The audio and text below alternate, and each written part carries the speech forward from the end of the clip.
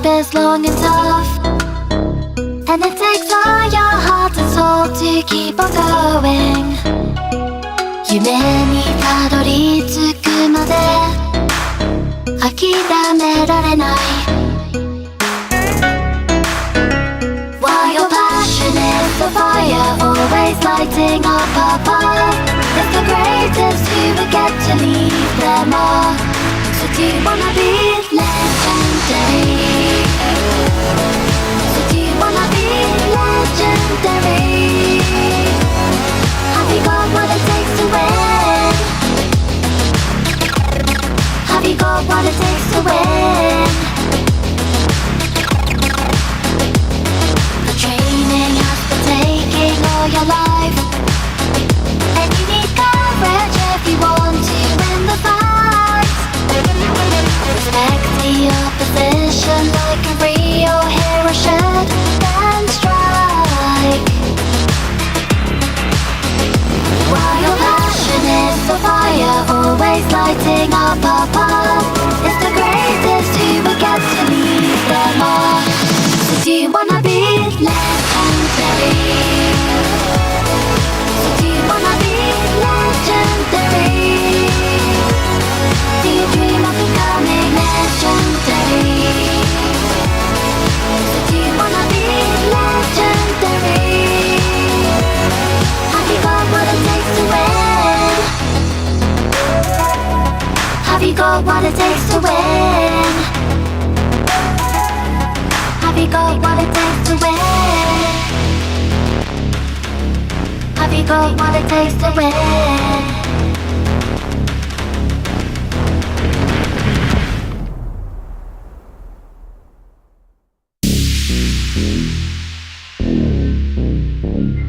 Norwegian Pokémon trainer Tord Reklev has amassed over $120,000 from tournaments, earning a reputation as potentially the best. But his journey started humbly in Oslo. Playing Pokémon on Game Boy and learning the trading card game from his mother, Tord's skill began to blossom, winning 3 Norwegian national championships and a top 32 finish at the 2012 World Championship. Global recognition was limited until the 2017 season with the introduction of the International Championships. EUIC 2017 was the first chance for him to show the whole Pokémon world how great of a TCG player he was, finishing top 4. While he didn't win the tournament, Tord's performance earned him recognition around the globe.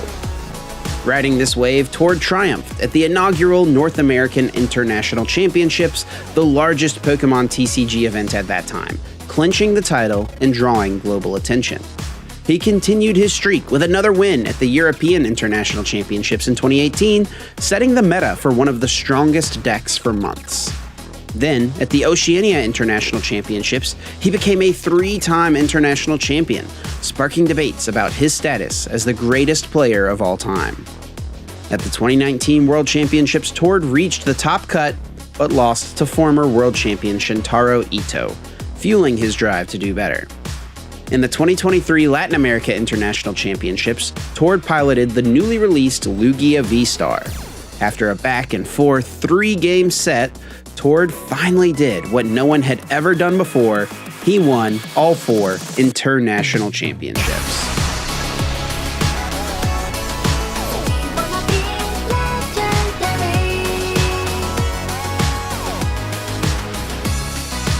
Yet the World Championship title has eluded him. In 2023, Tord's Gardevoir EX deck took him all the way to the finals, but Vance Kelly's Mew VMAX deck outplayed him in the closing game, denying him the title, despite his remarkable consistency and a record that outshines any active player. The debate of who is the greatest TCG player ever to play continues alongside Tord's quest for a world champion title.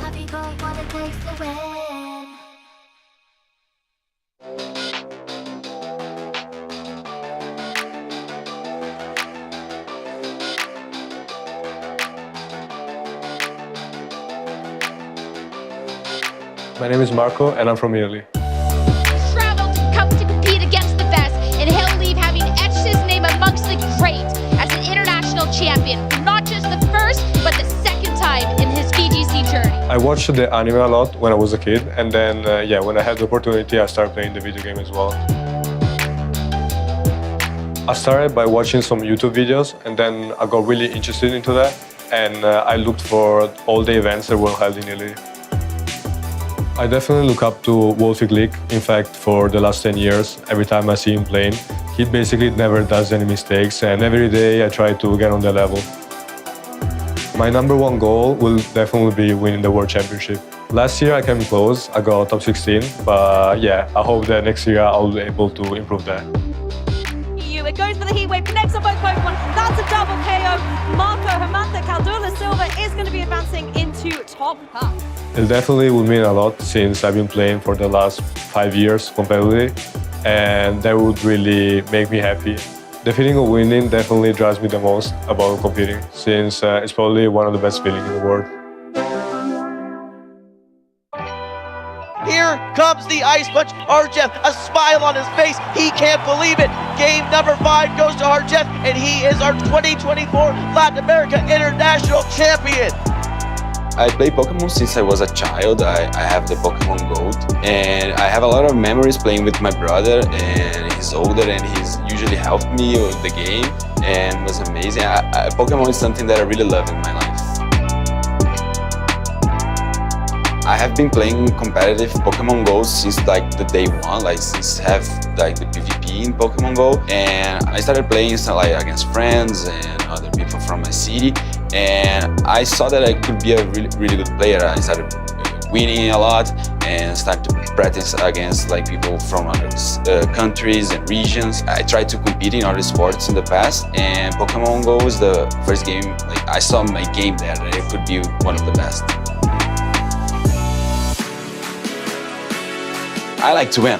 Like I like to be on stage after with the casters. I like to watch the stream after that, and I like everything on that. The event, the games, like being with my friends, and then the memories. That's amazing. It's something that I will have in my life like forever. It's not easy to keep your mind focused on being competitive and in the games, like you can easily lose that, and you really need to be focused on this battle that you have right now, because that's the next step. Like you have to be better now and for the future. So I think something that I learned, and I try my best to use that when I'm playing. I think my favorite moment right now is winning the international today here in São Paulo. It was something that I dreamed like a lot. Like the last weeks, like almost every day I was dreaming to like being proud and winning, and that's the best memory I have right now, maybe in my life. It's amazing.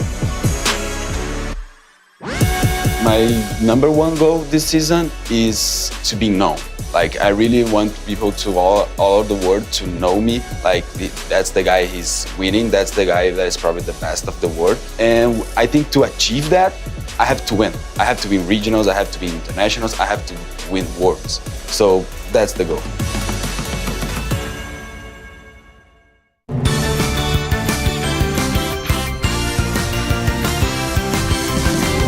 Hello everyone, and welcome back to the Pokemon UNITE Championship Series. We are here with the EOS Cup Finals for the EU region. Just give it to him. One more to take. There we go. Smelting coming through. We have a Pentatech and one on the Sidgewai. Nouns Esports are going to win your losers finals 2-1 and head to Grands. And no, it's the big time slow beam.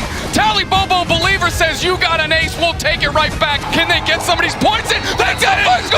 That goes in! Nouns Esports bracket reset, what they're known for. Tally Bobo Believers are sieging, they got 68, but they need about 110. The scramble to score, if this goes in, that could make it happen, but they... it went in! 30-24 from the Hershey. How close is this? Are you kidding me? This could be our EOS Cup. If Tally takes this, they win right now. Nouns Esports loses. Tally Bobo wins the EOS Cup. They take it in commanding fashion with a last-second score. Your EOS Cup champions, Tally Bobo Believers.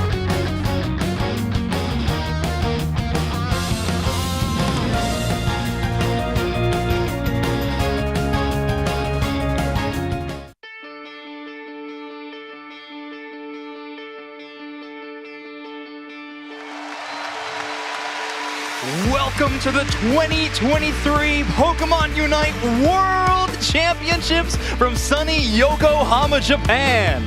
We are live here at the Pacific Coast Center. The energy in this venue is already off the charts, and I cannot wait.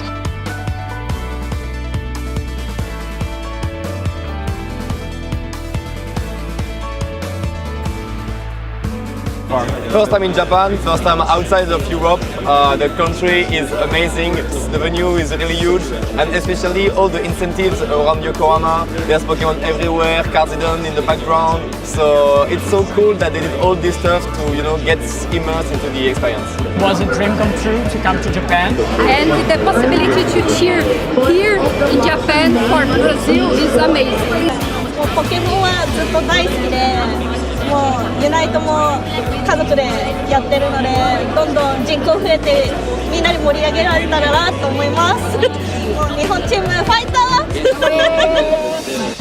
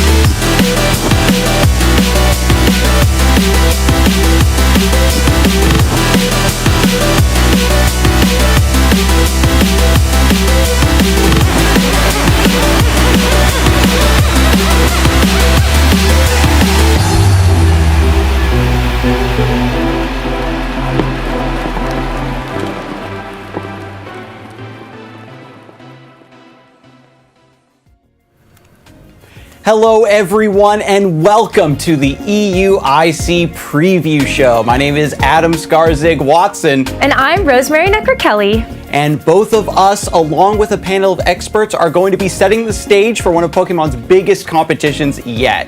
I'm so excited for this because it feels like only yesterday we were hot off the tails of the Latin America International Championship in Sao Paulo, Brazil, and we are barreling towards the end of our season already with EUIC as our next international competition coming up. It feels too good to be real, honestly. I know. The competition is just going to be so huge. I know that our players and our viewers are super excited, and I am so glad to be here to set the stage for what is going to be one of the biggest tournaments we've ever seen, and certainly one of the most hype. Yeah, I mean, think about just what's on the line for all of our trainers as well. Not only do we get a chance to see them prove themselves on an international stage, but there's more prize money, there's more glory, the trophy is bigger, and there's so many championship points on the line as well for our trainers to qualify for the World Championships. So I'm pumped to kind of get into what we've got in store for us today. Yeah, with the increased stakes, the players are going to be bringing their all, trying to get their piece of the pie. We're also going to be teasing some of this special merch that we will have available for our competitors and our spectators who are able to make it out to London for EUIC, so I can't wait to show that off a little bit later on in the show. Oh, those pop-up centers have always been so much fun, so we cannot wait to share with you just a little bit of that sneak preview of what that merchandise is going to look like. But today we are going to be diving into the meta, the players, and everything more that we have on our 4 games that we have competing at this year's European International Championships. So why don't we go ahead and welcome on our very first guest already. We've got Will Dunphy, one of our Go casters, to break down the Go meta. Will, welcome to the broadcast. How are you? Hey, I'm doing great, Rose. Adam, it's awesome to see you. I'm really excited for this EUIC pre-show. I'm going to talk about all things Pokemon Go. We're going to touch on some key players, some meta movements, and what you can expect at the biggest tournament for Pokemon Go in history so far. Yeah, I'm really excited to really give Go its time to shine. I know there's so many things that we need to bring our audience up to speed on, but what are your general thoughts about how the season has gone so far, Will? The season has been great. I mean, honestly, we have the most wide open meta that allows for the most creativity that we've ever seen in competitive Pokemon. And granted, like you pointed out at the beginning, we're a bit of a younger game to join the competitive circuit here. I'm really excited though, because there's so much room for creativity, and we've had just every top 8 looks unique. It looks special, and I'm really excited for what our trainers in Europe are going to bring. But, you know, EUIC for Go, it holds a very special place in your hearts, doesn't it? So what does EUIC mean to the Go community? That's a great question, Rose. EUIC was the first event that Pokemon Go had in the championship circuit. And that's actually where our future first ever world champion earned his world's invitation. So Dancing Rob, of course, our first champion, qualified via EUIC. And then who could forget last year with Tonton Batus and his Shadow Charizard setting the stage ablaze. It's one of the most hyped tournaments of the year. It's been amazing to see so far, and especially with the competition leading up to the European International Championships, I feel like we have a ton in store for us. But let's take a look at the Go leaderboard. What of these players can you kind of give us some insight on who's going to be there at EUIC? Well, one of the things I want to highlight here is that our number 1 leaderboard position holder is Doombug97. He's looking to be the first Pokemon Go trainer to cross 1,000 championship points, which is definitely history in the making. He's already won 2 regionals in North America, and he's going across the Atlantic to try to win in Europe. A lot of other North American trainers like Nighttime Clasher, Rise to Occasion, as well as Arrow are all competing. And I think it's kind of up to Europe to kind of hold down the fort, hold down the castle, and prevent a North American from winning the championship.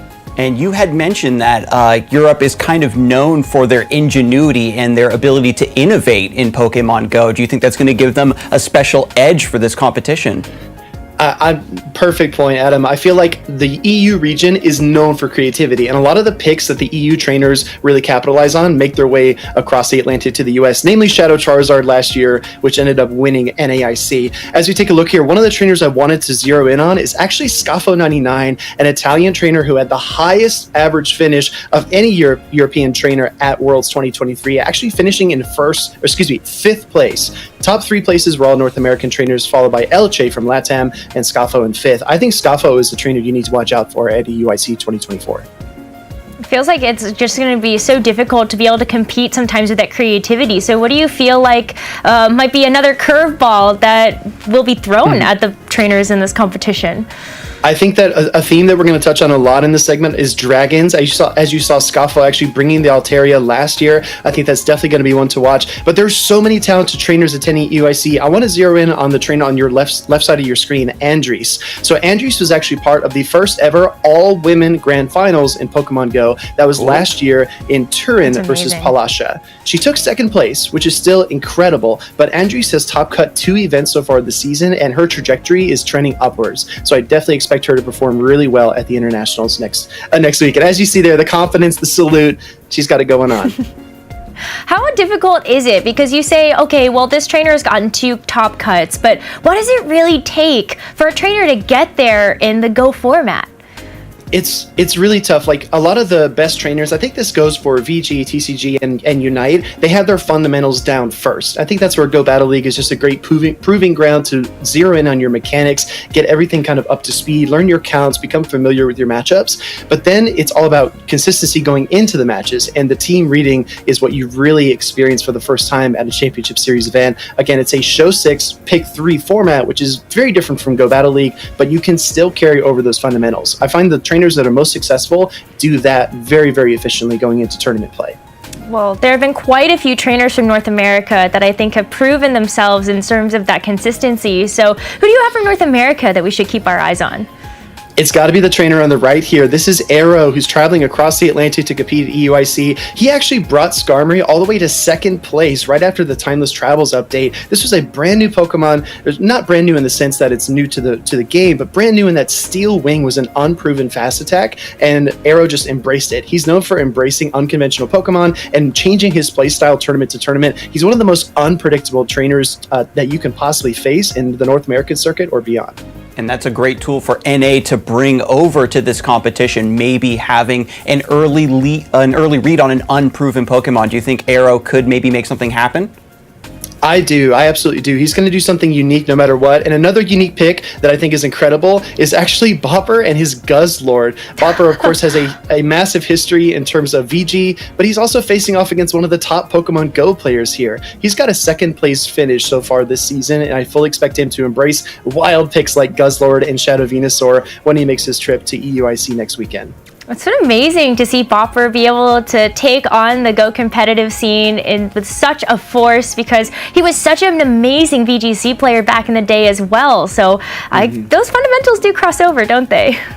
It's the fundamental Pokemon understanding, right? A lot of us indulge in the other games, right? We play some Unite, play some Pokemon Go, we play some TCG. I feel like having that underlying knowledge and familiarity with Pokemon in the meta is definitely important. There's another trainer I wanted to highlight from the LATAM region. This is actually Ventusky, who had a ton of success early on in the grassroots scene in his home country.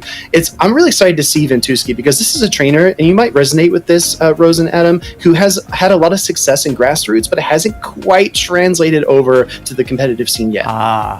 Yeah, I feel like we've all kind of been there to watch those stories of people rising up to the top of the leaderboards. And LATAM is one of those scenes that I'm always so impressed at how full they are in their tournaments. Like, they were totally capped out when I was there at the Curitiba Regional Championships, and boy, do those crowds go wild. Yeah, nothing beats LATAM in terms of crowd hype, how much they love their scenes and their players, and EUIC is a perfect venue for an underdog player like this, someone who's already proven their skill, to finally get that crown that they deserve. Exactly. This is another trainer I wanted to highlight from the Oceania region. On the right side of your screen in the green t-shirt, that's Gone 1001. I definitely think that when we look at APAC, we talk a lot about Valiant Vish or Yakobrovich or a lot of the other top trainers there. I think that Gone traveling to EUIC is a huge deal, because the APAC trainers are also generally don't get the spotlight that maybe the North America and Europe trainers do, but I think they have a lot to prove, especially on an international stage. They're traveling such a long way for that too. So that's also so exciting to be able to see all of those different play styles clash against each other. And I'm wondering if you could give us a little bit of insight there, right? This is a huge international stage, and typically when we see region to region, there are some slight differences that I feel like set them all apart. So what are you kind of expecting when you see all of these players come together? That's a great question because a lot of the North America tournament circuit is based around consistency, right? A lot of North American trainers hone in on the strongest picks and they don't really allow for that room for creativity. But the Europe region actually embraces that full on, right? We had, for example, last season, Statistan running Mew at almost every single tournament.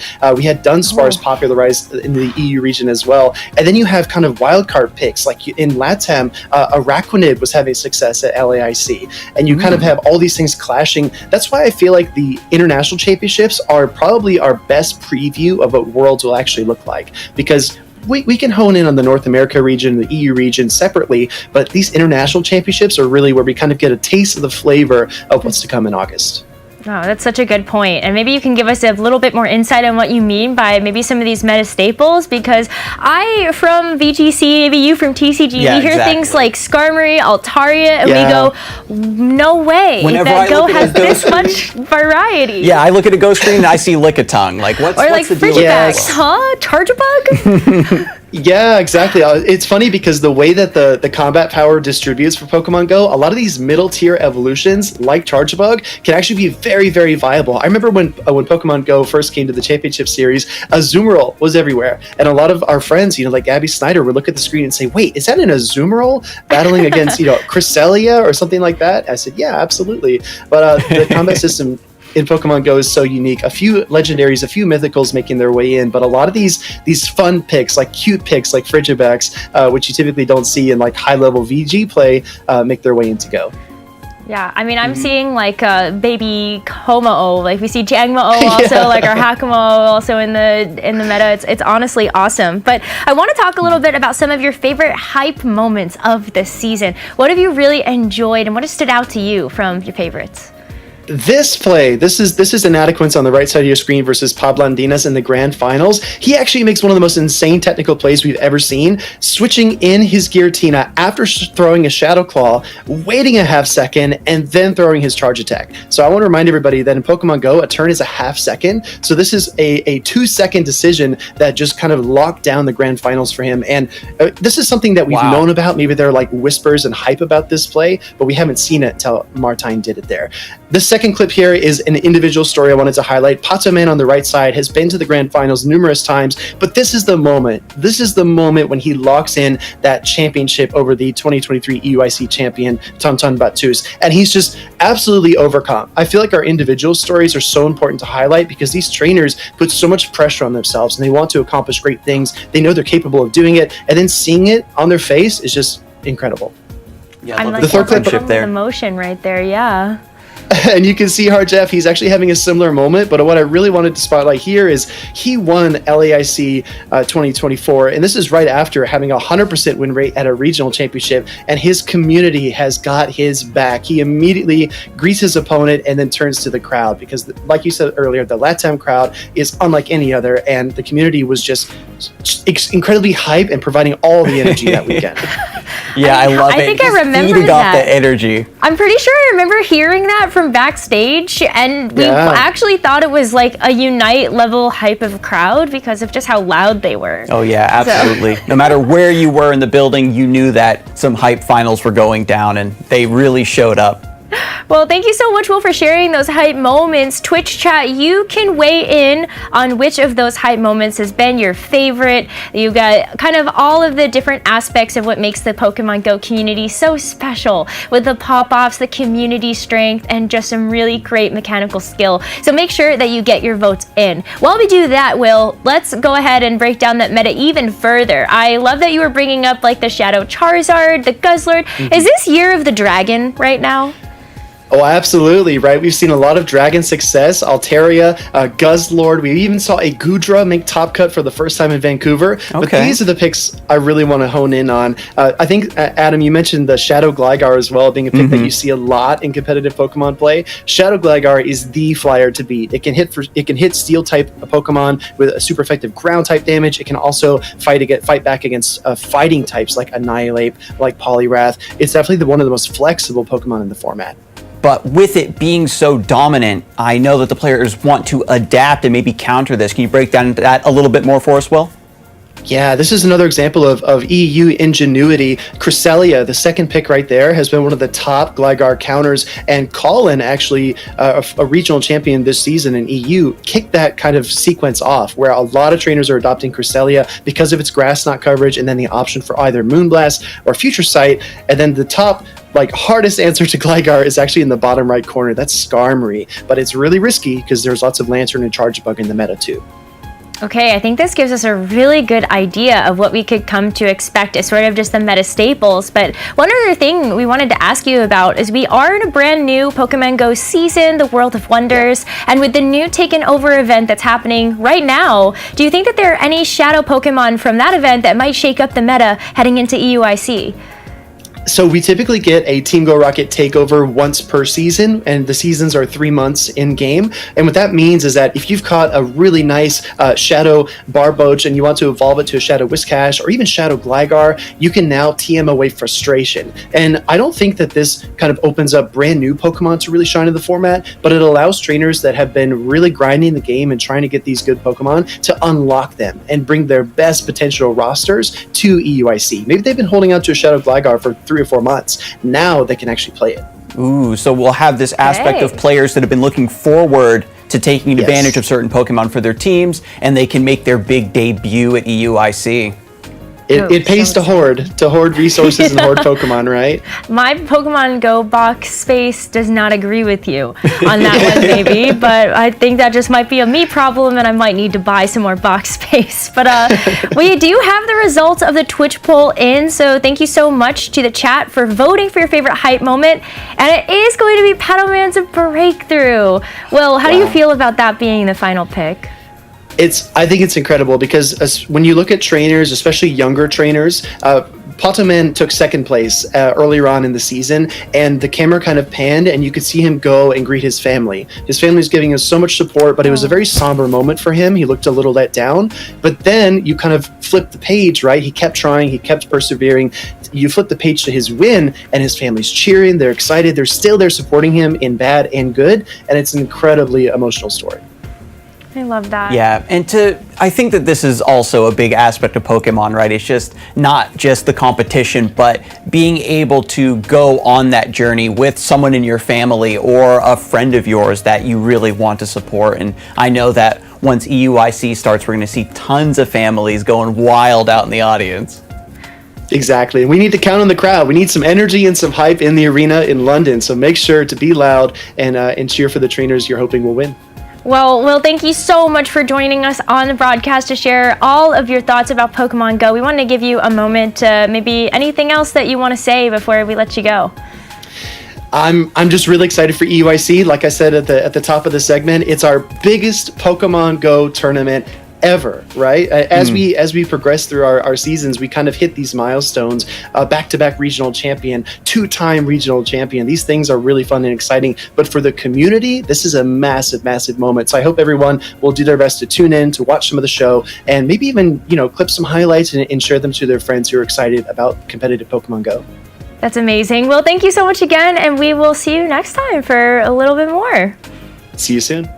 And I'm so excited that you can't even write this stuff. No. That EUIC is so significant for Pokemon Go as a game, so significant for the community, and it's coming right back around for them, the biggest tournament of all time. And this is a game that's still pretty young in terms of competition, but the community's so passionate, and it has grown beautifully into a game that knows what it wants to do, and there's only upward from here. Yeah. And now, of course, we're comparing this to Pokemon TCG, another game that has a massive legacy. And to kind of help us set the stage for the TCG portion of EUIC, we do have our expert, Chip Ritchie. How you doing, my friend? I'm doing great, Adam and Rose. Thank you guys so much for hosting this thing, putting it all together, and very much looking forward to EUIC in just a couple weeks here. Yeah, we are so excited to have you here, Chip, because, as we talk about how TCG has been around for so many years and years, this year has felt so special. What have you thought about the competition so far in the 2024 season?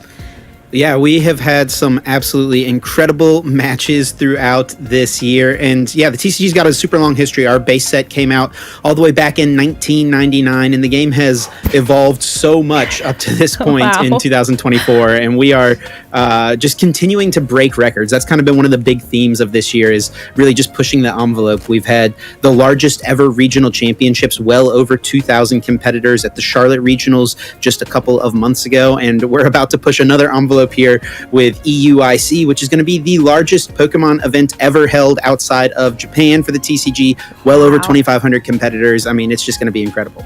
Yeah, at this point, it's getting hard to find places to put them all. The players keep showing up in droves. The game's getting bigger and bigger. And I'm glad that, we're all here on this journey together. TCG is really fun, and EUIC is just the start of some of the big changes coming to the game.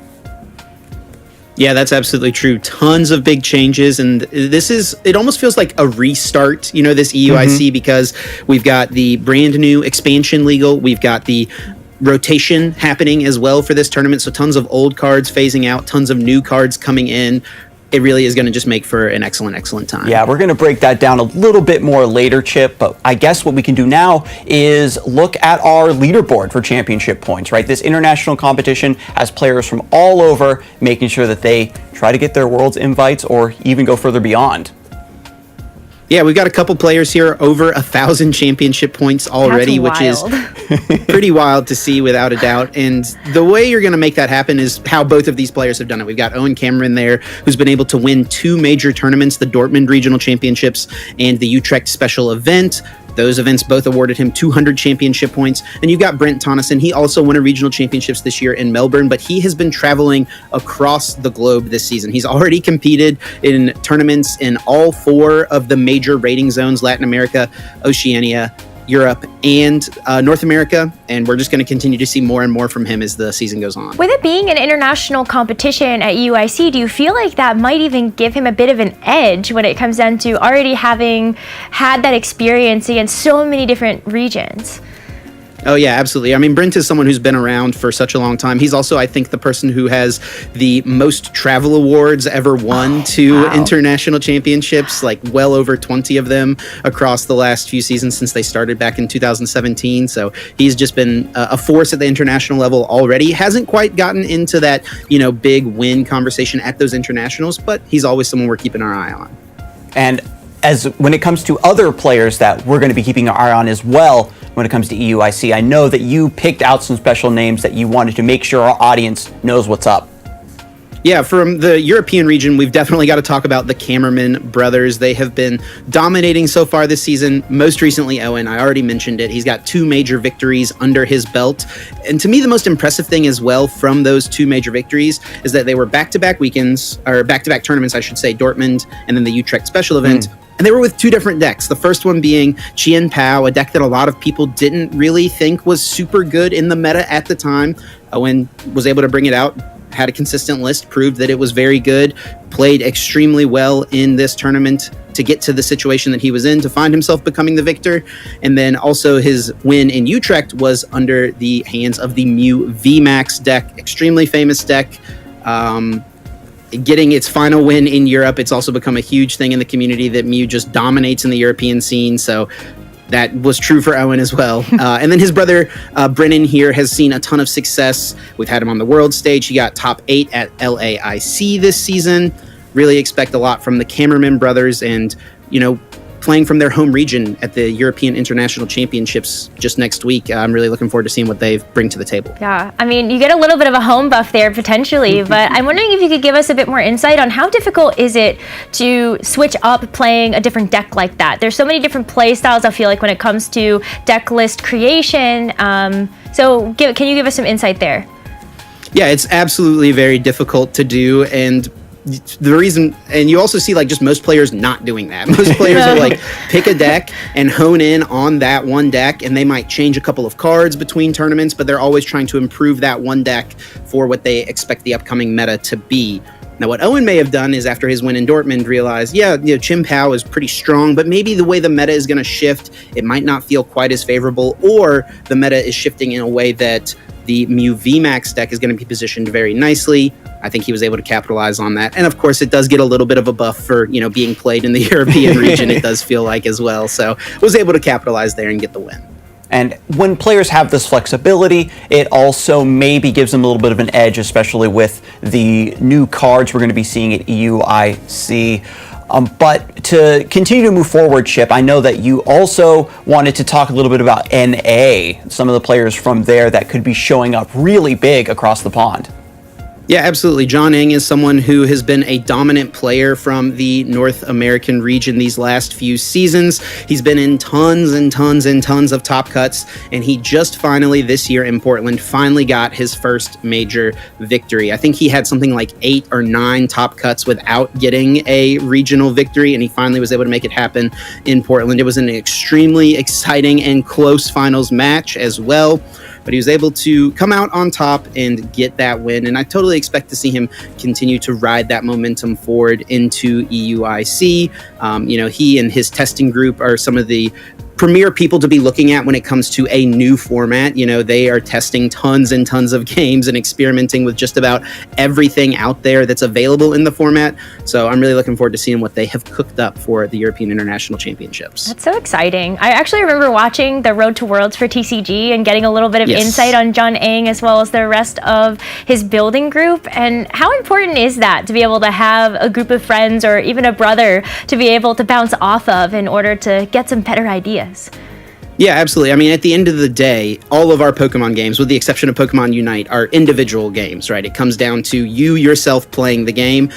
But what you see from most of the top players is that they work together with a group and try to identify what they feel like the best 60 cards for a given tournament are. And that is a huge advantage coming into a tournament, is having picked a very good deck and then also a good deck list for those, that deck archetype that you've chosen for that given event. So if you can, mitigate any of the potential downside of a tournament by coming together and finding something that you believe together will be very, very strong, you're setting someone in your group up for success. Yeah, and I think that's a great way to segue into Alex Szymanski, right? Another player from NA that you wanted to spotlight here, Chip. Yeah, Alex is a super interesting player from North America because he plays very unique decks. He basically will never show up playing like a Charizard EX or Chien Pao, probably, like the decks that we expect to see. He's always someone who's going to bring something off the wall. And he did exactly that at last season's European International Championship, where it was the same situation. It was a brand new rotation. There was a brand new set legal. People don't really know exactly what the top decks are going to be. Everyone's kind of got a little bit of an idea, but Alex was able to perfectly predict the meta and played a true anti-meta strategy. And similarly to John Eng, someone who was in tons of top cuts throughout the last few years, had never quite gotten the victory. And you can just see the relief on his face here in that moment when he finally was able to come away as a champion. And it was the European International Champion for last year. So I cannot wait to see what he has cooked up for this tournament. He and his testing group, also a group that's always in the weeds trying to identify whatever niche card they can figure out that nobody really knows exactly what it does. Yeah, can't wait to see what's going to happen there. Yeah, we've got so many players seemingly breaking through, last season and this season to finally get their accolades after remaining consistent all this time. Do you think that EUIC is going to be showcasing another breakout performance or another player maybe getting their accolades finally? Oh yeah, it absolutely could. And that's the great thing about, the trading card game. It's a massive player field, but if you make the right meta call and you hit the right matchups and you make really good in-game decisions, you play super well on the day, anyone can make a deep run. And it could be, we've had tons of first-year Masters Division players see a lot of success this year. Someone I wanted to highlight from the Latin America region was Vinny Fernandez, who has been absolutely dominating this year. He won the Charlotte Regional Championships, which was the largest regionals we have ever seen to date. And he was able to come out on top in that tournament. Super interesting final game, which we'll talk about here shortly. But he was able to come out as the victor. And he is a first-year master, like I was mentioning. And he's also someone, we talked about the Cameraman brothers. He's someone as well who works very closely with his brother, who is a seniors division player. We don't really talk about the seniors division all that much. We get to feature them on Championship Sunday at these international championships. But Gabriel Fernandez, Vinny's younger brother, is actually the defending world champion in the seniors division. He won LAIC this year as well. So I totally expect to see the Fernandez brothers make another splash at EUIC. Something about the family buff, I think. Yeah, it's definitely a big deal. And I'm seeing some clips here this from Brent last Thomas player here from Oceania that we wanted to feature. Yeah, we already talked about Brent quite a bit. He's been tearing it up. He's been traveling all over the world competing in these tournaments. He's going to be looking to make a deep run at OCIC. At EUIC. He got a second place finish at Liverpool earlier on this year. He got the win at Melbourne Regionals back in his home country. Just a couple of weeks later as well. So, he's someone I think that he'll be fighting the jet lag probably a little bit coming all the way from Australia. Yeah, but if he can get that win, the round 0 win fighting the jet lag, he's someone we can see make a deep run for sure. Yeah, I had a chance to actually talk with Brent very recently in Vancouver, and you could tell that he was very weary, very travel worn indeed. So hopefully he's had plenty of time to rest and prepare for EUIC, because there's going to be a lot of Aussie folks in the audience trying to root for the OC region, certainly. Yeah, maybe a couple of days beforehand, getting a little early and try to get some afternoon tea. I don't know. But hey, Chip, what have been some of your favorite moments over this season so far? Because we've gotten a lot of amazing players, but what are you looking forward to in terms of moments you'd love to see? Yeah, there's been some crazy things that have happened so far this year. It's hard to pick something crazier as far as variance goes than Vinicius Fernandez prizing all 3 of his Giratina V. So the prize cards are one of the unique things about the Pokemon TCG. 6 cards that you lay out at the very beginning of the game, and you don't have access to them until you start to take knockouts, which isn't that big of a problem unless you prize your main attacker, which is the Giratina V that Vinny prized all 3 copies of. He was able to piece together some KOs early and still was able to navigate his way to a winning position, utilizing some of his other attackers like Cramorant and, as you see here, the Sableye to get the win in Charlotte. Once again, the largest regionals that had ever been held up to that point. And this is from a teenager, 15, 16 years old, first-year Masters Division player. Yeah, absolutely amazing for a player to have such a big win, but also produce one of the hypest moments we've seen so far this season. What a comeback. Yeah, and speaking of comebacks, our next moment here, John Ing versus Sam Huff. I mean, this was yet another wild final match. John was actually in a dominant position in game number 1, and Sam was able to come back. John was starting to feel, I think, a little bit defeated, and especially in game number 2, where he had an extremely slow start. There was actually a moment in the game where it seemed like he had almost conceded the fact that he had lost the regional championships, that it was going to be yet another second place finish for him, but he was able to navigate things very carefully at the end using Roxanne, counter catcher, disruption, all these types of things.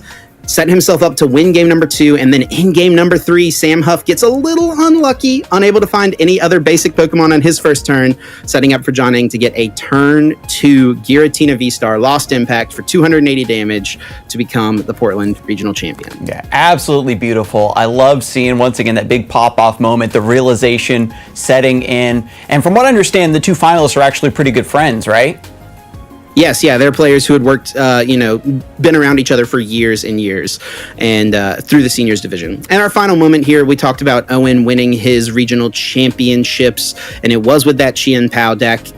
A big discussion in the community recently has been, how difficult is this Chien Pao deck really to play? And Owen, I think, showed exactly how important all the minor sequencing decisions are in this final turn. He had to use his supporter at the exact right time. He had to use his Beebrels at the exact right time.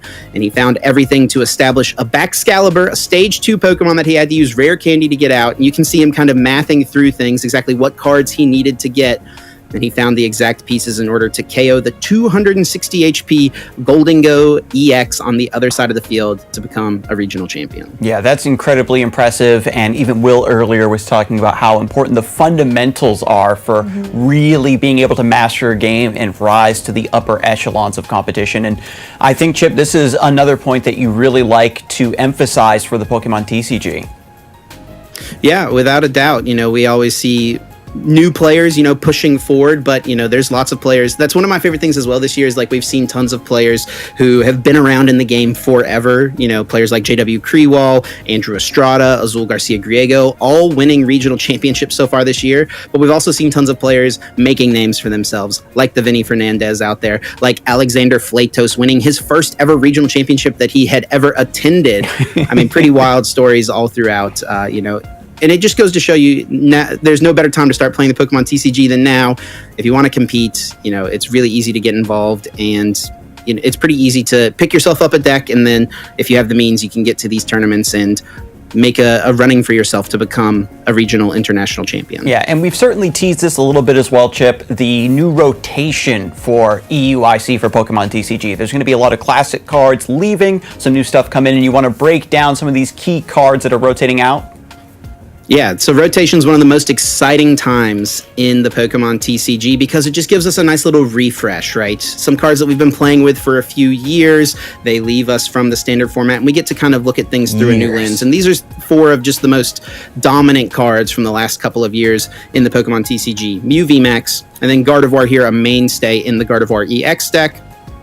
Path to the Peak, and then Battle VIP Pass, a card that Pokemon players love to hate just because of how important the card is to most decks. I mean, it was pretty often that we would look at the 8 decks in the top 8 of any given tournament, and yeah, okay, this one's playing for Battle VIP Pass, this one's playing for Battle VIP Pass, and it's just all the way down the list. So I think players are kind of excited for a little bit of a refresh there. It kind of has become a thing when you're building a TCG deck. You just kind of know, yeah, I'm going to put 4 Battle VIP Pass in it. That's not necessarily the case, right? Because now it's rotated out. So now there's 4 more spaces that you can try to mess around with, figure out exactly what better techs you may want to include. And of course, we have the return of A-Spec cards, and this is going to really shake up how decks are built. You want to talk about that a little bit for us, Chip?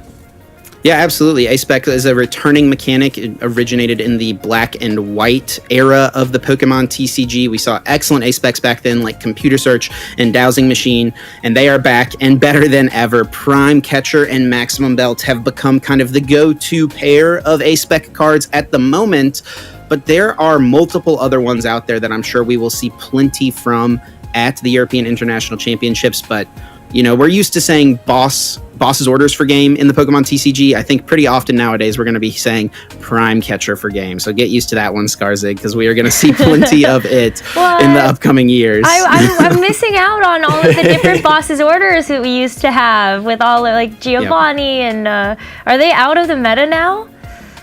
Nope, they are still legal. You can still play with them. Okay. Boss's Orders is a card that has been reprinted several times, so any of those older copies of Boss's Orders you are still able to utilize. Yeah, that so is my an important Lysanders, point. got it. Yeah, they're still in there. And that's an important point as well for Pokemon TCG, is that even when rotations happen, we do have the cards reprinted. So even when rotation happens, the more recent versions stay legal.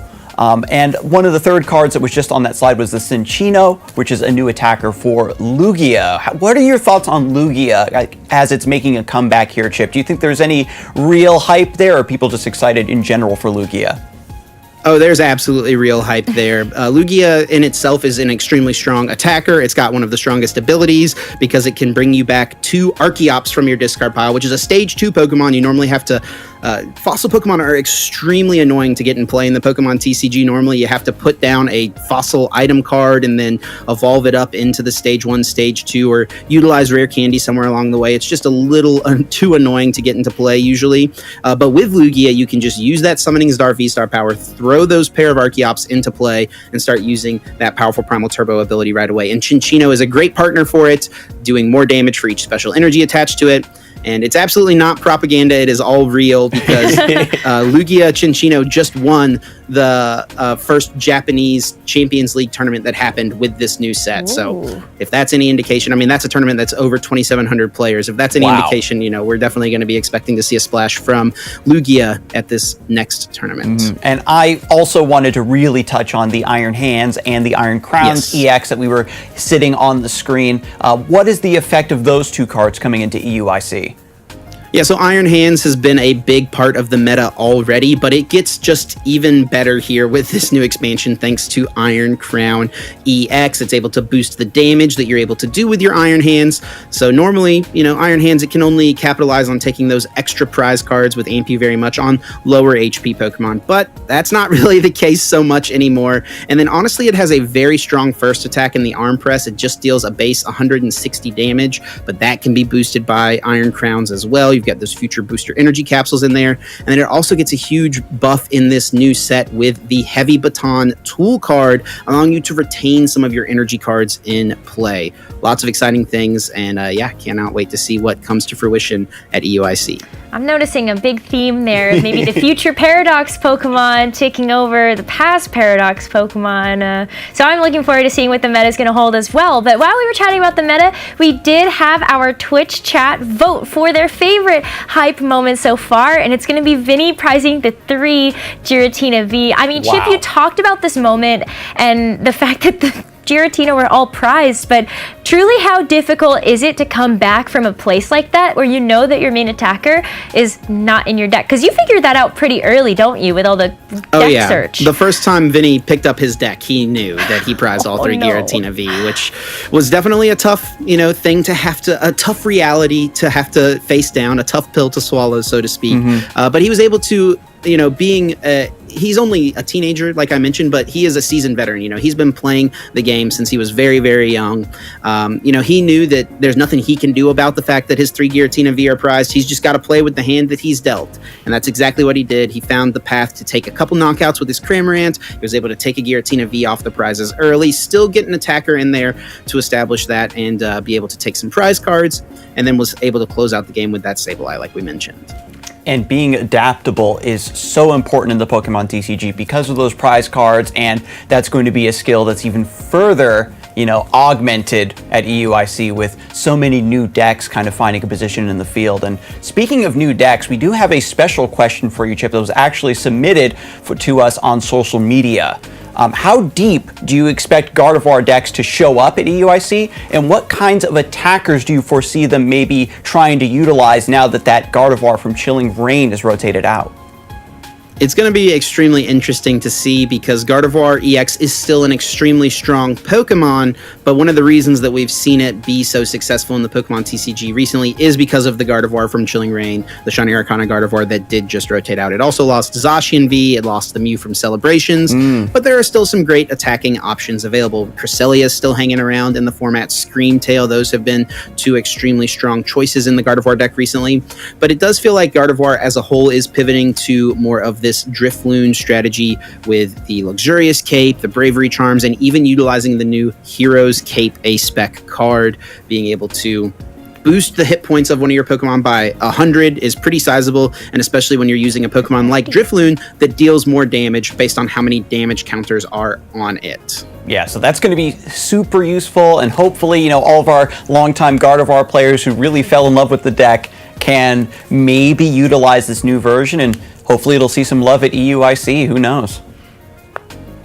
Yeah, I wouldn't be surprised to see Gardevoir doing decently. It did get second place at EUIC last year, and that was when it was brand new in the meta at the time, toward Reklev being able to pilot it to a second place finish. So we'll see what players are able to come up with at EUIC. Well, thank you so much, Chip. I feel like we've gotten a bunch of inspiration here for not only making some decks ahead of EUIC, but also what to expect. So thanks so much for sharing your expertise with us. Is there anything else you'd like to mention before we let you go? Not that I can think of off the top of my head. I'm just extremely excited for this tournament. These events where there's a new set and rotation are just truly my favorites because that's when the deck builders come out and really have a great opportunity to shine in the Pokemon TCG. That's awesome. Well, thanks again so much, Chip. We look forward to seeing you a little bit later. Thanks so much, guys. That's awesome. I love being able to see how the TCG cards get used because I'm not a TCG player. I am part of a video game, but I'm a collector. I love all of the beautiful Illustrator rares that we have now in the sets, and seeing what you can actually do with them is pretty awesome. And I mean, even the Cinchino that we showed off has a beautiful alt art. I love nice. the Kool-Aid Man, Iron Hands EX, you know, where he's crashing through the wall, is kind of a fan favorite at this point. And the art's just going to keep getting better and better from here. And if you want to take a look, you know, at any of the other full arts that you're looking forward to from Temporal Forces, you know, check out the website. That's always a blast. And I know that our competitors are really going to show up, bling out their decks with really all the gold sometimes. cards, max rarities. They love to flex on the big stage, so. I mean, I saw that golden go on the stage there, the arms crossed and everything. I feel like that one's such a good art. Great art to see there. Well, that is going to be it for our TCG segment, and now we're going to roll into my area of expertise and also Gabby Snyder's area of expertise. We've got Gabby Snyder from the video game. How are you doing today, Gabby? I'm doing pretty great, all things considered. I love the art of the TCG as well. So when you were just like, yeah, that's great art, I'm like, yeah, that is great art. So I want to encourage all the TCG artists out there to keep making great art. I think we've gotten a lot of it over the last couple of sets especially, but now that we're rolling into this new era of Scarlet and Violet, there's been so many doors of possibility opened up from these future and these past Paradox Pokemon. So what has kind of been your take on things as we've entered into the second year of competition for Scarlet and Violet? Yeah, well, I do think it is about those Paradox Pokemon at the end of the day. Fluttermane, one of the past Paradox Pokemon, is no stranger to the top of our leaderboards in terms of just how many championship points it's amassed relative to its other Pokemon out there. But what's been really interesting about Regulation F in particular, which is the regulation we're playing EUIC in, is that we've had the introduction of some old favorites as well. Incineroar is back, Rillaboom is back, Urshifu is back. It's just been this really nice mix of like your past favorites with some future Pokemon to round everything out, ignoring that some of those future Pokemon relative to the past Pokemon aren't the paradoxes in this case. Incineroar is so back. So bad. I know. I can see all the Incineroar emotes in chat right now too. Yeah, I think we've all been there. But you know, it's been amazing to watch this year of competition, especially as Regulation F has developed. But we have some players that are at the top of the leaderboard when we look at how much CP some of these players have accumulated. Like, that's a lot of people over 1,000. It's a lot of people over 1,000, and I want to say this is the first time I've seen so many people hit consistency in the video game series throughout the year.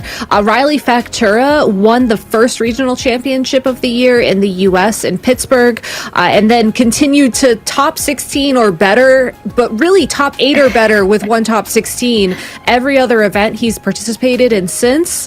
Joseph Ugarte has had some incredible consistency throughout the North American events and at the Latin American Regional Championships where he got top 16. Marco Silva we'll talk a little bit more about later, but he's had some crazy consistency. Eduardo Cunha, we just saw James Evans win a tournament finally last weekend in Vancouver. Like, this is the year I feel like we're seeing a lot of trainers sort of figure out what works for them and then just play something in that variation throughout the year. And it's been really fun to watch trainers figure out their style, figure out their strategy, and then just get so many championship points that they're just locked in for Worlds, and really has made the race for those travel awards as well very exciting to follow. Do you think that consistency is a factor of some of the new Pokemon and mechanics from Scarlet and Violet, or are these players truly a cut above in terms of skill and team building? Yes. First of all, yes, I do think that Riley Factura is on another plane compared to other VG players. But in all seriousness, I do think that the terastallization mechanic in particular, there's so many different ways you can terastallize on your team. You know, you bring a team of 6 Pokemon, each Pokemon has access to its own Terra type, and then you can choose it to be an offensive Terra type, you can use it as a defensive Terra type, you can adjust which Pokemon you terastallize depending on what your opponent does. There's so many options for that. If you compare it to something like Dynamax from Sword and Shield, yes, every Pokemon on your team could Dynamax, but realistically speaking, there was maybe 1, 2, or possibly 3 that would prefer to have that role. So greater flexibility means you can adjust to all the crazy things that happen a little bit better, which does, I think, lead to consistency. Yeah, that's a great question, because even now we actually have a brand new Terra type that has been introduced into the game thanks to the treasures the hidden treasures of Area Zero Part 2, the Indigo Disc. When it's the Stellar Terra. Gabby, how much of an impact do you see Stellar Terra potentially having in EUIC? So I think that some trainers have tried to figure out how to make Stellar Terra work. I don't think people have quite locked in on it yet. Chen Pao seems to be the most common Stellar Terastallization, though I have seen some Urshifu as well who prefer to run that to get that one-time boost on their attacking move of choice and then another boost on their priority move, such as Sucker Punch or maybe even an Aqua Jet. So there are options. That being said, though, I don't think anybody's quite figured out, like, okay, this is the Pokemon that can take advantage of the flexibility that terastallization, Stellar Terra in particular, allows best.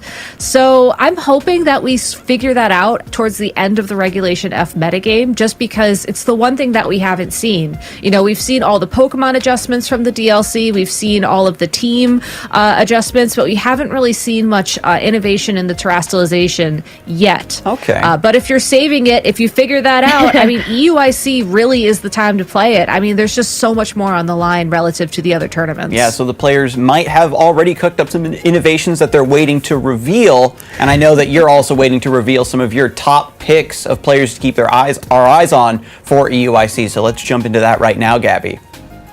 Oh, for sure, for sure. So we're going to go ahead and start over in the European region as appropriate with Marco Silva, who was our 2024 Latin America International Champion, won the 2020 Oceania International Championships and got top 16 at Worlds, only to be eliminated in the single elimination phase by our world champion Shohei Kimura. So a very, very powerful Pokemon trainer. You can see his Iron Hands on display here in this matchup against Thiago Lazanzi. That Iron Hands is actually the Pokemon distribution for this weekend, so you're going to want to watch the stream to get your code to redeem for that Pokemon.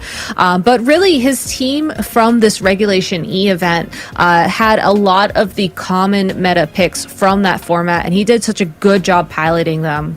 Another EU player to keep an eye out for is Victor Mendina, who got top 4 at NAIC in 2023 and top 8 at Worlds last year and top 8 at LAIC this year as well. In Dortmund regionals, he got top 8 and ran a team with Ogerpon, Water, Wellspring Mask, Fluttermane, Chi-Yu, or Shifu Single Strike, Landorus Incarnate, Raging Bolt, which is kind of like the common core that a lot of trainers are running, but just a very, very strong player known for just playing the field, reading the board state very well, and someone you definitely want to keep your eye on. Yeah. Okay. I mean, when you take a look at the European region as well, I mean, they are just beasts when it comes to figuring out the meta and playing not only very consistently, but also just very mechanically. And so I love that you're able to call out a lot of the players there, but I think if there was one region that might give EU a run for its money, we have to look at NA for that one. So who do you have over there? Well, I gotta ask if you're a little bit biased on that one, Rose, because I do know that the regional pride does come into play a lot at these championships. NA bias. I mean, we got a little rivalry around these parts. No. Yeah, you know, just stoke the flames a little bit, have some healthy competition, if you will. Of course. But yeah, I mean, Victor Mendina, again, one of those players you really want to keep an eye out for from EU, but from NA, I would be remiss if I didn't mention Paul Chua, who was the winner of the European International Championships last year and who is coming to defend his title for this year's tournament. He got top 4 at Worlds in 2022, top 16 at the Charlotte Regional Championships is his most recent accomplishment. But what I like about his team in particular from winning EUIC last year is that it featured Roaring Moon and Ting Lu, which are 2 Pokemon that are kind of trending upwards in terms of the video game metagame right now. Maybe not those top 12 in usage, but those are tools that people are starting to look to help manage some of the metagame threats. And Paul Chua has already proven that he has experience with them, and I do think as a result, he's definitely someone to keep an eye out for. Plus, he has the motivation. You got to defend the title, right? Exactly. And that is interesting to hear that the trends of the metagame are kind of coming back around to complete the cycle as EUIC comes back around. Oh yeah, it's always a circle in the video game. Sometimes it's a large circle, sometimes it's a small circle, but it's a circle. Who's not a circle is Wolf Glick, last I checked anyway. I don't think so. He's running circles around the competition. Trainer. There you go. Yeah, there we go. Really, he needs no introduction, to be honest with you. He won Worlds in 2016. He won NAIC in 2019. He's won many regional championships, but most recently the Charlotte Regional Championships, which was really, I think, unique because he had actually taken a huge break from Pokemon prior to that. And he comes back with this incredible team featuring Ogerpon, Hearthflame Mask, Fluttermane, Incineroar, and Rillaboom, two of his favorite Pokemon, I'm sure, and went 14-1 overall. So he won 14 rounds. He only lost one round, which is absolutely unheard of in the North American circuit. So he is just an insanely powerful Pokemon trainer.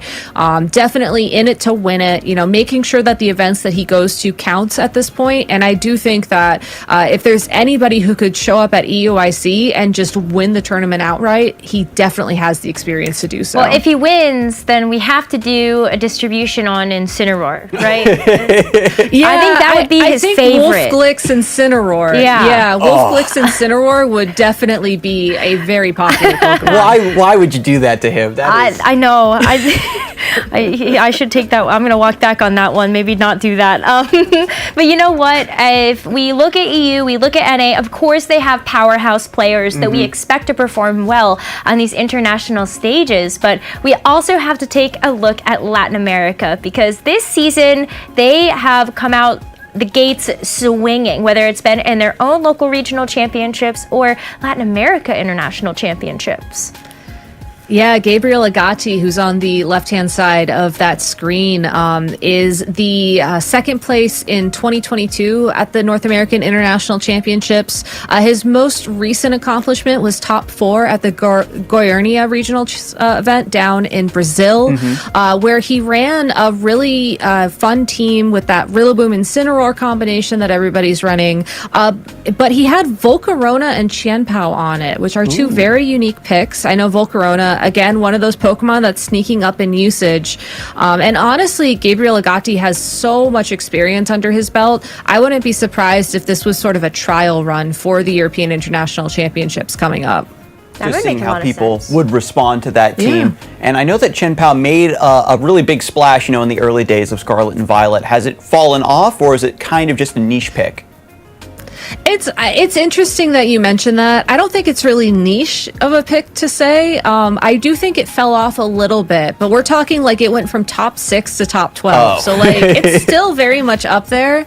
And I do think that some of the Pokemon that are going to be the bigger metagame threats going into EUIC are especially weak to Qianpao. So we can talk about that a little bit later. The one thing I do want to mention while this clip is still playing is Thiago Lazanzi, the runner-up from LAIC this past year, ran an insanely offensive team. Like, this was just something never heard of with Regieleki in Scarlet and Violet. Again, that's a Pokemon you'd expect to Dynamax back in Sword and Shield, doing incredible work for Thiago at the Latin American International Championships, and really just a trainer who shows that he's very comfortable making very, very strong predictions and going for those super hard-hitting hits. I mean, Overheat from a terastallized Chi-Yu into a terastallized Ogerpon Wellspring. That's a fire type attack going into a water type attack. You think there'd be some resistance there? There just wasn't. It went down. That's my favorite game, is can an Overheat from a Chi-Yu with Terra KO this Pokemon? It's a fun mini game that everybody should try out. But yeah, what was amazing about Thiago's run there in Latin American International Championships is not only was he able to get that second place, but with the Regieleki we're mentioning, it was Terra Ice, which is also a Terra type we were not considering to be on a Pokemon like that.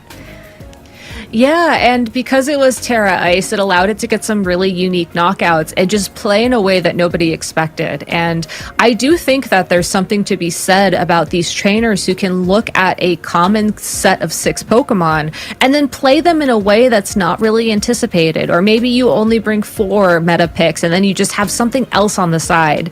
Especially with the Global Challenge this weekend, a closed team sheet format tournament, a lot of times you have to go with your gut. Like, well, 9 times out of 10, I would expect this Regieleki to have an electric type Terra to do more damage.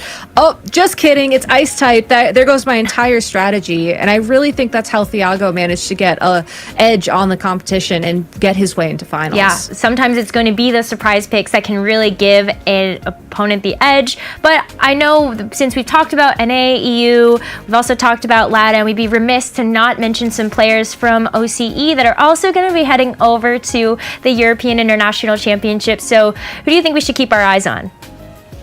Yeah, so we actually already saw one of them. Alistair Sandover made a tiny cameo in a clip earlier. He was the highest placing Australian player at the World Championships this year, got top 32. So definitely keep your eyes on him. I'm really excited to see what kind of team that he brings.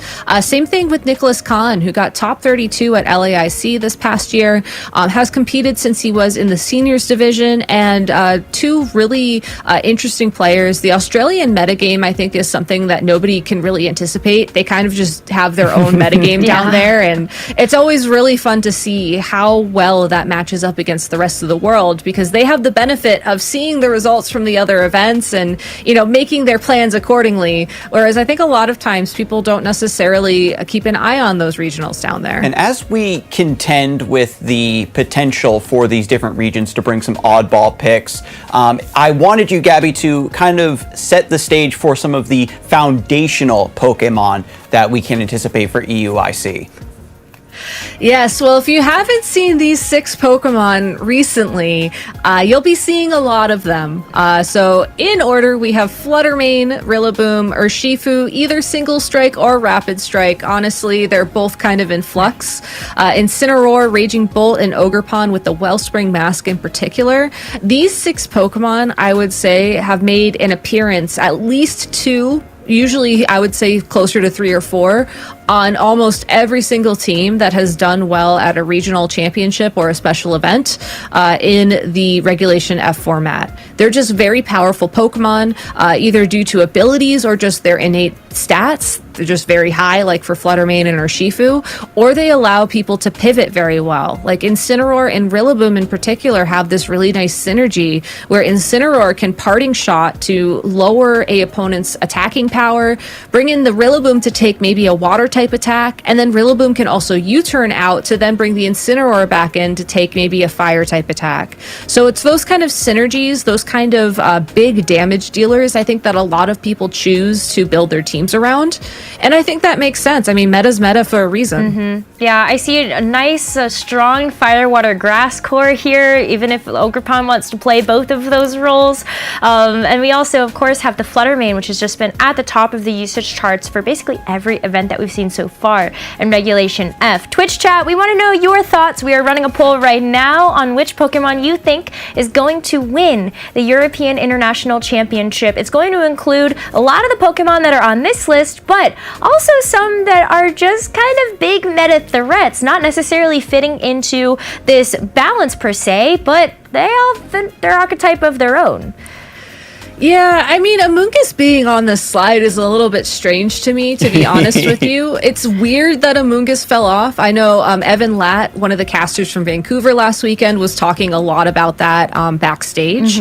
I honestly would expect to see Amoonguss, your Chien-Paos, your Landorus Incarnates to have a huge impact for the European International Championships, just because they've already proven themselves in past VG formats, whether it's in the Scarlet Violet era, for Chien-Pao, or previous eras for Amoonguss in particular.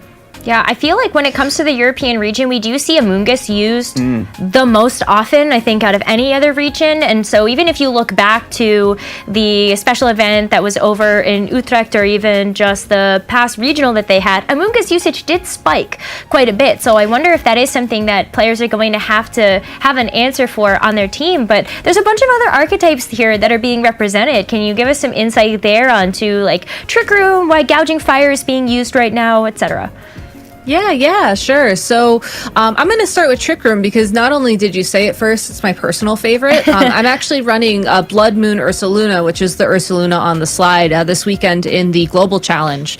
It's a very fun Pokemon because it just has a crazy high special attack stat, but unfortunately its speed is not great. You do need some kind of speed control alongside of it. So a lot of people have been running Trick Room with that Pokemon in particular so that it becomes faster than the opposing Pokemon on the field, then you can deal damage quicker that way. Or if your opponent's running like a super Trick Room team, or maybe they have an Amoonguss, which is a naturally slow Pokemon, to counter your Trick Room, it's fast enough to outspeed those threats. It's right in that middle speed tier, which makes it very comfy to play.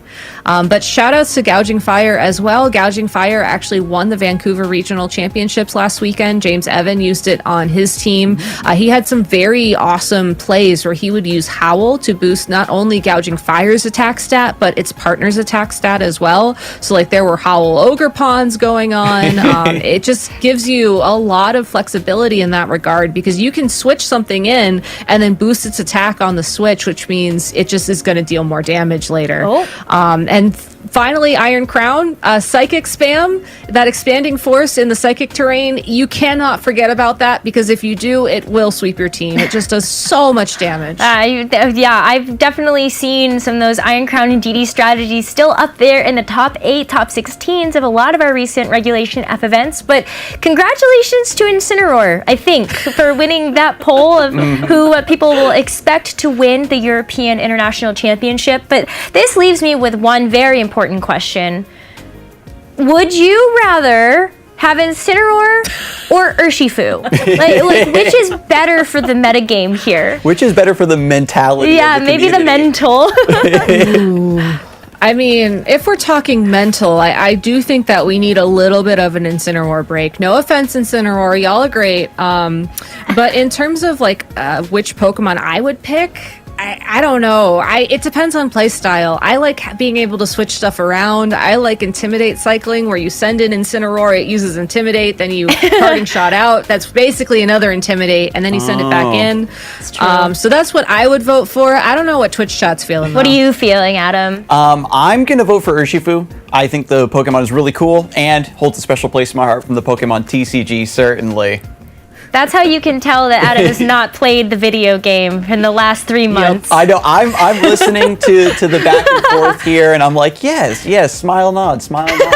And so with Incineroar won again. Okay. Okay. All right. Chat bias. I see. Yep. GG's. We get it. It's always the cat thing. And you had mentioned Iron Crown EX, kind of using the Psychic terrain coming in. And for somebody who's really brand new, can you tell me what does the Psychic terrain actually do for this Pokemon? Yeah, so it does a couple of things. First of all, it will boost the power of any Psychic type attacks, which is super awesome. It also gets the same type attack bonus from being a Psychic type. Expanding Force is a special Psychic move that only hits both targets when there is Psychic terrain active. And then on top of all that, it actually Psychic terrain blocks any priority moves from connecting with that Iron Crown. So if your opponent tried to use Fake Out so you couldn't attack that turn, or if they used a Sucker Punch maybe to try and deal some super effective damage, it just won't work. So you really just get to take over, set the pace of the game, and I know that for VG there are a lot of other teams that are kind of based around that mechanic, right? Yeah, there are quite a few other terrains sure. that you can utilize, and so it'll be interesting to see if any more grassy terrain Rillaboom are running around, but I think there's something else that we have to talk about, and what's the weather forecast looking like in London? Well, it's going to be a little bit rainy with a 20% chance of sun. No, I'm kidding. In all seriousness, though, I do think that something needs to be said about weather in the video game right now. You may remember a couple weeks ago, Rose, or anybody else who watched the Utrecht special event, there was a Alolan Ninetales Articuno combination that did insanely well. It won the event. It's just been a thorn in my side for my locals currently because has this amazing power to boost up Articuno's attacks power thanks to the snow, but also gives that Alolan Ninetales access to Aurora Veil, which is like setting up a reflect and a light screen in the same turn. It halves the damage your Pokemon take. It just has such great synergy that I do think that a lot of teams are going to start running their own weather setters in some way, shape, or form, just so that it's not something they get caught by at the European International Championships. So Tyranitar has made an appearance in the US thanks to Lenduel with his Assault Vest Tyranitar, which is insanely bulky. Longtime VG viewers will be familiar with Pelipper, who sets rain, or Torkoal, who sets the sun. And then, of course, Tornadus and Whimsicott, while they don't have an ability that sets the weather, they do have the Prankster ability so that they could use Sunny Day or Rain Dance first in a turn and move prior to something like an Alolan Ninetales. So you can get your priority, set up the weather, and then it powers up the partner attack. And when we compare all the different weather types against one another, is it kind of a rock, paper, scissors, or is it more just about building your team completely around that weather? I think it depends on the person and on the metagame as well. I mean, back in previous formats, like shoutouts to VGC 2015, I think that you really had to build your team around rain in order to use it effectively. But what's been really cool about the Scarlet and Violet metagame is that you see a lot of teams that'll have Rain Dance on Tornadus Incarnate in particular, alongside of an Urshifu Rapid Strike, because setting up rain and using Surging Strikes to deal that big damage is a really powerful combination, but you don't have to build your entire team around it. It's more of a like, well, if I get the opportunity to, I can add this tech to my team. And I think that in the Scarlet and Violet metagame, I think that play style benefits trainers a bit more for Regulation F. But there were previous regulations like last year where you had to have rain on your team for a Pokemon like Palafin. So the answer is yes and no. Going into EUIC though, I do think it's not going to be as central to a team as we've seen in the past. Yeah, that was a really in-depth answer. I know that weather being just another tool that these players can utilize is going to be just another way for them to really outskill their opponents and reach that consistency that you talked about. But we do have one special question for you as well, Gabby. How are we able to make Bidoof meta? I know it's one of your favorite Pokemon. Is there any possible way that it's your favorite that we can break this Pokemon in? Are y'all on social media? Are y'all on social media? I'm a little bit concerned right now. No, I did some theorying. Okay. And if Bidoof is allowed into Paldea, which is the first big if, I think that Bidoof would be great on a Trick Room team because it's very slow. It can deal big damage thanks to the combination of the Simple ability and Swords Dance. So it'll boost its attack up 4 times instead of twice per turn. Okay. You can play it alongside of a Cresselia that gets Trick Room and Helping Hand to further boost damage, and has a bit of a lore buff because Bidoof and Jirachi are friends if you follow the Mystery Dungeon series, and Cresselia is like a moon and Jirachi's kind of like, you know, that whole space thing going on, so you get that buff. And also, if you want to play the Kenchi KO something with Overheat, did you know that a maximum attack Bidoof with Crunch with the Helping Hand support can knock out a bulky Fluttermane? Wow. Okay. All right. Yeah. That's the hot tech It's right there. I know. Let her cook, it's chat. Right there. Let her cook. I'm waiting. Well, Gabby, thank you so much for answering that amazing question with all of your Bidoof knowledge and expertise, but also, of course, lending a hand for us to help set the stage for the Video Game Championships. We're going to be hearing from you a little bit later, but thank you so much for joining us. Yeah. I mean, Gabby had so many great points, and VG, you already know, there's so much to dive into for that game, but... You could talk forever about it, honestly. But we got to keep moving on, and there is one more game left for us to cover. That is Pokémon UNITE, of course, and we have our expert ready to join the conversation. Welcome in Zoinks, folks. How you doing, my friend? Not too bad. What's going on, Rose and Adam? I hope you're doing well. Hang on just a second. I'm having a little trouble hearing our friend here. We're going to get his audio set up. But that's okay. I hope everybody else can hear me, but it's good to be joining the two of you. I'm so excited to talk about Pokemon Unite. I can't wait to really dig into this conversation and really set the stage for EUIC. Yeah, I think we're having just a small technical difficulty. So we're Yes. Oh, we got it. No, it was you're just giving us anticipation for all of the exciting moments that we're going to be diving into for Unite. Welcome into the show, by the way, Mr. Zoinks.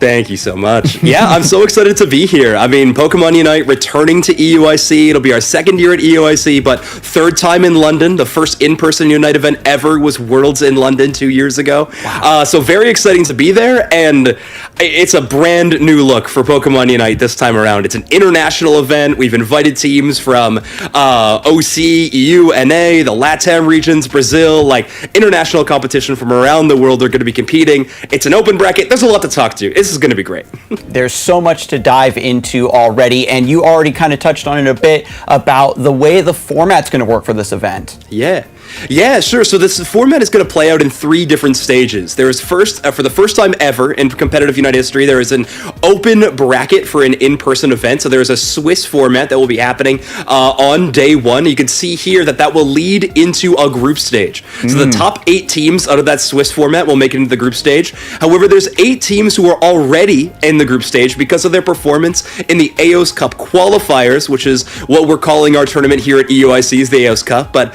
there was an EOS Cup play-in tournament back in February, and you can see here the regional representatives from a lot of different regions, as well as 2 invited Japanese teams to this event as well. They will automatically be into the group stage, and then 2 teams from every single one of these groups will be making it into day 2, which will be the top 8 double elimination bracket, which will be very, very exciting. So 2 days worth of competition with including the invited teams and the open teams, 30 plus teams. It's going to be incredible. And here's an explainer of how the groups work. Basically, every group is a mini double elimination bracket, which is the 4 teams, where we will have the 2 open bracket teams who are in each group play against each other first, and the 2 invited teams play against each other. And you can see how it'll play out like a standard double elimination bracket with 2 teams making it into day 2. I love that. Yeah, I'm already super excited about the concept of having this open bracket, having these underdog teams, so to speak, show up and just have this extra stage to prove themselves in Europe and then go up against these qualified teams from the EOS Cup in February. Yeah, it's going to be awesome. It's honestly going to be tough to call a lot of these teams underdogs. I know we're going to look at some of the open teams a little bit later, but like we got the top 5 of NA and EU like coming to this event. It is a stacked tournament. So you might be sitting comfy if you're already in the group stage, but not for long because those open bracket teams are going to be incredible. But these are the qualified teams for the event. Yeah, so here's the qualified teams for the event. You can see Brazil, Europe, Japan, Latin America North, Latin America South, North America, and Oceania. These are all incredible teams. If you followed competitive Pokemon Unite for some time, there'll be a few teams on here that definitely spark some memories. Legacy on Brazil is the same roster as 00 Nation, just playing against under a new team name this year, which is a very exciting team. I know a lot of people are going to be excited to play. Latin America South's team Fusion. They're actually going to be matching up in the first round of group stage. Very big match. I'm very excited to watch. But yeah, a lot of good teams across the board here have already been invited onto the group stage. Well, let's dive into them a little bit deeper, right? Because I think we would be remiss to not talk about the team that made it from Europe that's going to have a bit of that home advantage, don't you think? Oh, of course. I mean, they're going to be defending their home turf. For Free is a really interesting roster in Europe. They're incredibly strong, obviously, proving that winning the first tournament of the year in their own region in Europe. But a lot of their strengths come from their flexibility as a team. They have a player named Gatlu who plays mostly in the top path, and a player named Surrey who plays in the central area. And these are 2 of the most flexible players in terms of Pokemon pool we've ever seen touch the game, especially in Europe. And so this allows them to play so many different compositions. You can see here with their composition, they've kind of made a pretty standard balanced composition that focuses on the early game, but they're able to play dive comps, front to back attacker style compositions. They can really do it all, and that's one of the biggest strengths of For Free in Europe. That is incredibly impressive to have that deep, flexible knowledge so you can play into the ebb and flow of the game as it shifts. Are there any big shifts that you are expecting for Europe and some of these teams to maybe have to adapt for? Potentially. I mean, like I mentioned at the start of this is exciting because it's international competition. We have so many different regions where in Unite, we don't normally get to see inter-regional play until World Championships. So getting to see that is already exciting. But in terms of Europe, compared to these other countries, if I was actually looking at a little bit of the Pokemon usage charts for the last tournament, which we just had in March, and they could not be more different region to region, which is so exciting. But what For Free is going to bring to the table a lot is this Eldegoss support focus, which has that Pollen Puff move. It has a lot of grid healing and a lot of damage reduction. So you're going to see Eldegoss really enable a lot of frontline attackers who can get into the mix and then take a lot of that damage thanks to that Eldegoss support. So we're going to see a lot of that. And honestly, EU really put Espeon back on the map. This Pokemon was so powerful in the March Cup Finals. So I think we will see a whole lot of Espeon.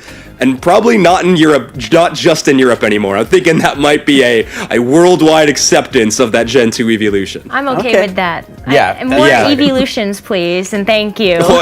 You're going to like our game. You're going to like our game a lot right now. I love it already. Sylveon is one of my favorite licenses to use, but, you know, don't tell the other evolutions that.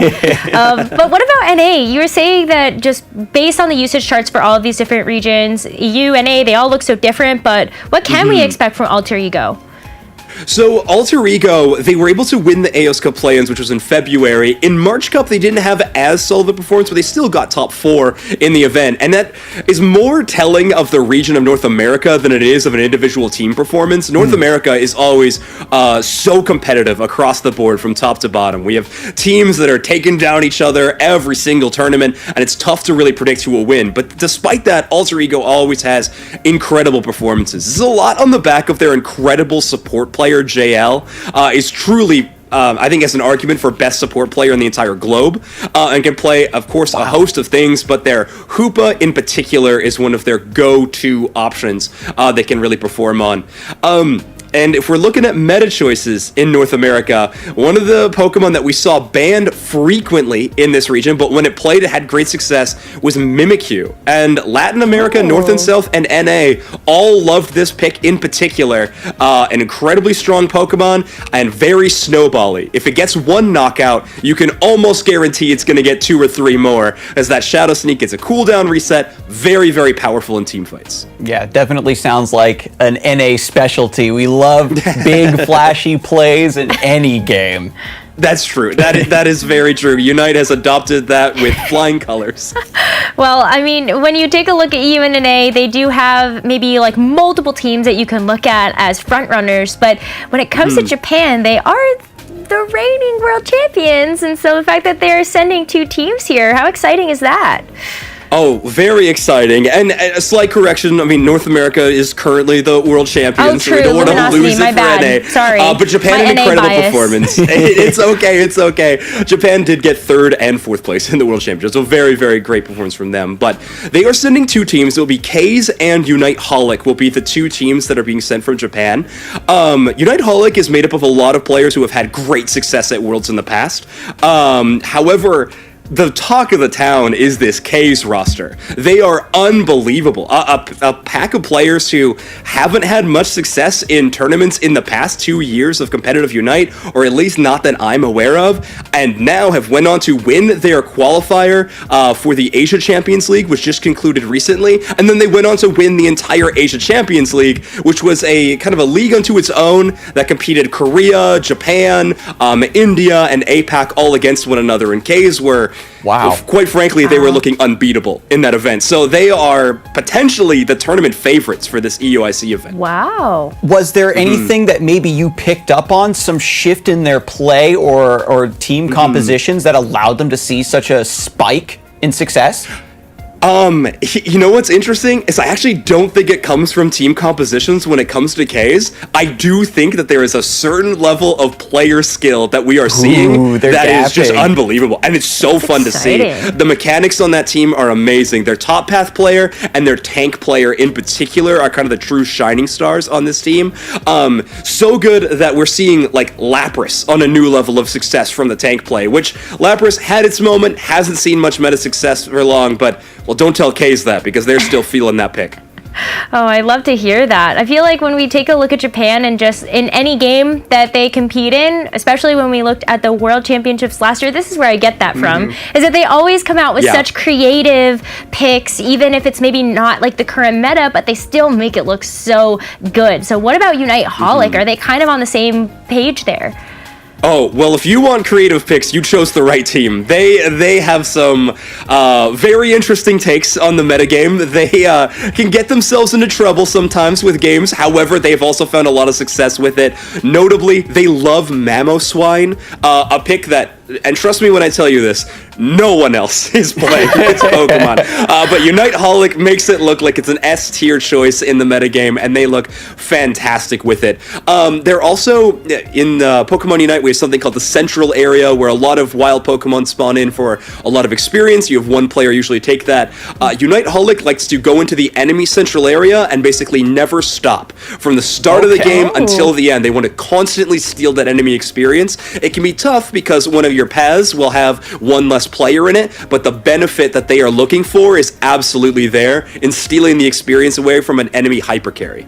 So not only innovating in terms of picks, but also in terms of play style and just approaching the game through a different lens. And I think this leads perfectly into our overall meta discussion for Pokemon Unite.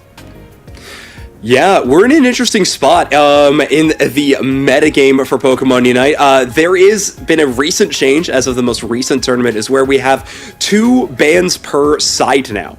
So we are going to have basically Team A, or the purple side, will get 1 ban, and then orange side will get a ban, and that will happen 1 more time, and then it'll go into the draft picks. So it's been a pretty cool development. We're seeing a lot more variety, and some Pokemon are, well, apparently doomed to live in that banned spot. There's some very popular Pokemon to find themselves there, namely Buzzwole and Leafeon are the 2 that are namely there all the time. I was like, I never see Buzzwole getting played anymore, but now I think I understand why. Yes, after all of the hype. But, you know, so how many licenses are even in Unite right now? I think I did the count last night. I believe we are at 64 at the moment in terms of playable Pokemon. Yeah, so a lot of available Pokemon in the game. Of course, you're going to see 10 unique picks every single game because of how the draft functions. But that's what's great about international competition. You're going to see a lot of really interesting picks because of everyone's very different takes on the metagame. So Mamoswine. Got it. Well, maybe. I trust. Watch the Unite Holic game. That's all I can say. I'm excited for that. But what about these other picks that you have on the screen here? Are these picks that you assume to be banned out or just staples? Potentially. So I did knowingly choose Buzzwole and Leafeon to be omitted from this list just because of how often they're banned. I just don't think you'd see them enough. But what we are seeing right here is a pretty powerful roster in competitive Pokemon Unite right now. Honestly, I'm shocked that I don't have more evolutions on it. Right now, the metagame has been really revolving around a quick level 4 power spike so that you can threaten a path even earlier. So a lot of Central Area Pokemon will go so far as to knocking out only 2 of 5 available wild Pokemon in the Central Area and immediately head to a path, just ignoring all that other experience so that they can pressure the enemy and help their top path Pokemon level up quicker. It especially helps when you have Pokemon that really need that experience in the top path, like Blastoise or Gyarados or Blaziken, the options that we're seeing there quite a bit. And I'm glad that, you know, the players are willing to sacrifice that early potential to get one of the other paths set up. And for EUIC, this international competition is going to be rife with all kinds of new strategies and potentially, as if I'm kind of picking up the vibes correctly, Zoinks, much more aggressive play than what we're used to seeing. Would you say that's correct? Oh, I absolutely say so. And I mean, I guess it depends on region to region, but the North America March Cup Grand Finals, we had a team with 3 speedsters on it in the Grand Finals, which, if you don't know what a speedster license is, it is basically our version of like an assassin-style Pokemon, but low HP, high speed, huge damage. And if you have 3 of those, it's kind of all gas, no brakes in terms of a team composition, and, well, it's a blast to watch, I will say that. I'm sure we're going to be hearing a lot of cheering in the crowd watching all of these Unite teams pop off. But we do have a Twitch poll being run right now. So Twitch chat, vote on which Pokemon you think will be banned the most at EUIC. We've got Buzzwole, Leafeon, Crustle, Blastoise, or Umbreon. Zoinks, if you had to pick between two of these, I would assume maybe you're thinking of Buzzwole and Leafeon. Which would you say might be the most banned out of those two?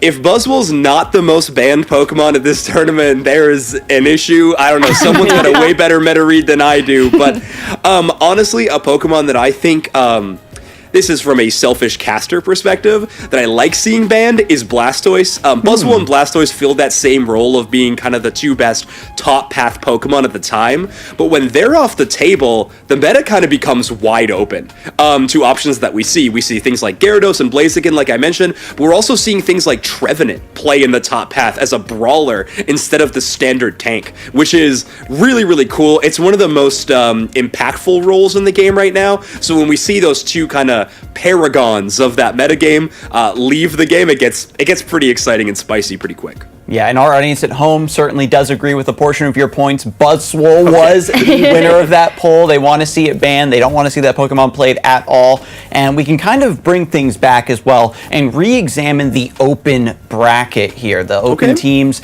that are going to be going up against the already qualified players. They have to go through this additional stage to really shine. You want to look at that right now for us, Zoinks, and maybe some teams that you personally are excited to see? Oh my gosh, can I say all of them? I would love to say all of them. So, yes, this is the first time that Unite has had an open bracket. This will be Swiss format, and like I said, cutting to a top 8. It's also best of 1, which is a little brand new for Pokemon Unite, so it's going to be very intense all the time. But like I said, we have the top 5 teams that have NA and EU here. Nemesis just won the North America March Cup Finals. Yala Bingo just won the EU Finals, so very excited to see those teams. We'll be shocked if they don't make it out of the Swiss stage. But we also have teams like E7 Jonas from LATAM North, which I am so psyched that they are attending this event. One of my favorite teams to watch, a very, very strong team, playing out of Mexico primarily, and I'm really excited for them to attend the event. And then we have our one APAC team who is able to make the trip. We have Shin and Rude who are going to be traveling over to play at EUIC. They won't be eligible for the championship points that are awarded for this event, but like I mentioned at the start, whoever wins the AOS Cup will earn a world spot, guaranteed. So that is technically still an option for Shin and Rude, and of course Unite Holic and Case. Yeah, so they are going to be all or nothing. And I know the audience is really going to appreciate that kind of scrappy setup they're going to have right from the get-go. Yeah, it's going to be so fun to watch. But Zoinks, thank you so much for breaking down everything Unite related. Before we let you go, we got to ask you something very important, and that's your hot take. What do you think may be, like, it could be anything. It could be an out-of-pocket Pokemon license that you think might take the competition down, or a team that you think could be a dark horse to make it all the way and take that world spot. So give us your hot take. Okay, I gotta, let me just run through a few here. One, these are my hot takes about EUIC. The first one's general. Ghost types are the best type in Pokemon, no question. That's already been decided. Number 2, Unite casters are the best dressed at any event that they ever attend. That's, of course, my second hot take. And my third hot take, I think, is that we will potentially see a repeat winner on the EUIC stage. We, of course, have those 5 players will all be competing again here at EUIC, and I think this is a prime time for one of those 5 players to take that trophy again. Ooh, a repeat success story. That would be very exciting, especially because Unite is still very young in its days as a competitive game in the Pokemon circuit. So do you feel like there's still a lot of player development happening that might be able to kind of keep elevating as we head into EUIC? Oh, of course. I mean, every single year that we've seen the competitive Unite circuit, which was, of course, 2 years now, we're well into our way on year 3, is we're seeing new heights every single time. What these players are capable of is incredible. We have had awarded MVPs, and we're already talking about Rookie of the Year kind of situations. This year as well. So I'm so psyched to see the future of this game because the players are leveling up, and it's getting even more fun to be a part of it. Well, you've given us a lot to get excited for heading into the European International Championships. So thank you so much for sharing your expertise here on Unite. And of course, your hot takes. We'll be hearing from you a little bit more later. But thanks so much for joining us right now. Thank you for having me. Speaking of hot takes, we have had a couple of other games submit some hot takes for us as well. So now that we've gotten some from Unite, let's hear what the other games have had to say. The hype is real. Charizard EX is the deck to beat, and it's going to take down the European International Championships. Lugia is going to be a complete flop, and it's not going to do well. Well, I was lucky enough to sign up, so I'm going to say I'm going to win it all. If you want to take the crown at EUIC, you're going to have to catch some hands. I think Future Box is going to do exceptionally well at this event and maybe take it down entirely. Future Pokemon, specifically Miraidon. Maybe it does what it did last year and comes out as its own deck with the EX. Maybe it's the new single prizer from Temporal Forces, coming and helping out all of its future pals. I can't tell you for certain. What I can tell you with absolute 100% certainty, the future is the future, and the future is Miraidon. Whatever deck is going to win this event, I guarantee you that it's going to have 60 Pokemon trading cards in it. My hot take is that we'll see no Scald debuffs from Whiscash at all of EUIC. I reckon there will be a British Pokemon Go trainer in the finals. I think someone from the United States will win the entire tournament. I think a North American trainer is going to win EUIC. This guy's evolution, Frostmoth, hear me out. Quiver dance like Volcarona, Ice type like Articuno, Defense boost from Snow, behind Aurora Veil, Ice Scales, halving damage from special moves, hello! Frostmoth could not be safer, bopping away setting up those Quiver dances, then you blast out those big blizzards, Bug Buzz great into Farigiraf, Terra Water, Terra Blast, by Incineroar, you heard it here first. Regulation set F is for Frostmoth. In theory. Ogerpon is going to win EUIC, but it's not going to be Wellspring, and it's not going to be Hearthflame. It's going to be Cornerstone Ogerpon. Strong Pokemon, weak Pokemon, these are only the selfish perceptions of people. Truly skilled trainers should try to win with their favourites. Like me and my buddy Merkra here. Someone who's going to win EUIC with something we are never going to expect. Blood Moon Ursaluna will win EUIC. There will be at least one Slitherwing in the field, and it'll do just fine. There's a very standout first partner Pokemon that is clearly the best in the format, and there's going to be no debate what it is whatsoever. It's clearly Superior. Move over, Incineroar. Superior's going to win. Even though Arcanine has been winning regionals left, right, and centre, the cat is going to come out on top. Incineroar's back, baby. Incineroar is not going to win in any age division.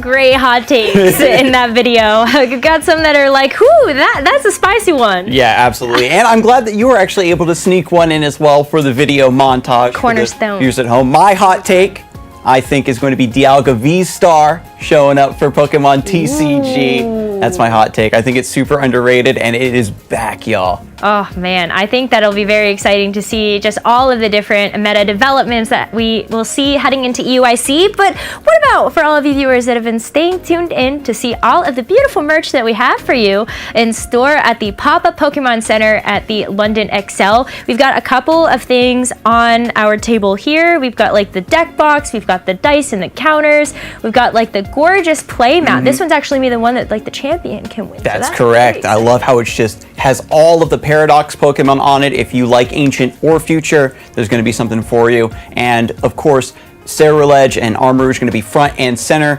for the new dice that we have for our TCG competitors. Super there's also like backpacks. I think there's like a water bottle or something. There's always sleeves. Like you're just going to have to check out all of the amazing stuff ahead at the Pop-Up Pokemon Center. But to round out our discussion, actually just take a look at this now. There you go. Yeah, these are some of the big items that players and our spectators at the event are going to be trying to get their hands on. That cropped green Gengar hoodie is I need it. Amazing. Yeah, that one's a must need, I think, when taking a look at the Pokemon Center myself. But to round out today's preview show, we are going to be inviting our panel of experts back onto the broadcast with us because we've got a couple of questions that were delivered to us through social media that we'd love to be able to poll all of you on. And so welcome back, panel. Welcome back. Thank you. Thanks so much. All right, so our very first question coming in through social media is, what is the best Pokemon currently in each game? Will, why don't we start with you for Go? Yeah, great question. It's interesting because in Vancouver we had 4 Pokemon that were over 40% usage, but I have to say, if I had to pick one key Pokemon that is just invaluable, it's got to be Shadow Gligar. Okay, so you do think that this is going to remain the best? It doesn't have too big of a target on its back? Yeah, I think a lot of trainers are going to look to protect Shadow Gligar. Maybe they'll bring Lickitung or Cresselia with it to answer back against the opposing Whiscaches. But Shadow Gligar is too flexible, it's too strong, and it's definitely going to place in our top cut for sure. Okay, I think I know what to look out for. And Chip, I know that this is going to be pretty difficult for TCG since we kind of have this new rotation showing up, but what do you think is the strongest Pokemon, maybe the strongest deck for EUIC? Yeah, it is the new rotation, but I think pretty easily early on, based on the results we've seen coming out of Japan and based on the results we've seen from players in online tournaments, it is pretty decisively Charizard and Charizard EX specifically. Radiant Charizard gets in there a little bit sometimes, but yeah, it's really about the Charizard EX. It's got a monstrous amount of HP. It does more damage as the game progresses, and it's got a grass type weakness, which, with the new Iron Leaves EX coming out, could be a little dicey, but it's still incredibly strong, incredibly powerful. So yeah, it's pretty easily just got to be Charizard. Gabby, what about you for the video game? I want the answer to be Fluttermane, but can I get an assist in chat here? It's Incineroar. Honestly, it just provides so much utility for a single Pokemon slot. I don't think any other Pokemon can really compare. I would love to say it's not Incineroar, but it is Incineroar. That seems to be the theme with Incineroar. Every opinion on it is begrudgingly acknowledging how good it is. Yeah, is it Urshifu, Chip? Yeah. Well, I think the jury is still out on that one in particular, but Zoinks, what about you for Unite? I mean, come on and slam. Welcome to Buzzwell's Jam. That's what we're involved in right now. That is, it's their meta. We're all living in it. It's extremely powerful. It's a ton of damage. It's incredible crowd control. And when you hit a certain level, you also got self-sustaining shields. So it really just is a do-it-all Pokemon, and it's extremely powerful, and it's banned for a reason in so many games. Okay, well, this next and final question, I think, might be really difficult for all of you to agree on, given how varying those answers were for the best Pokemon in the meta. But this next one is, who do you think makes the strongest case for an all-rounder that would be good in every game? I'll give you a chance to think about it for a second, and then whoever's got an answer, go for it. Yeah, I think... Yeah? Go ahead. Yeah, go ahead. I was going to say, because of the rotation, it's really a shame because Urshifu was really big in Pokemon TCG for a bit, had its time in the sun, but the Venn diagram isn't really lining up, so we got to go back to the drawing board.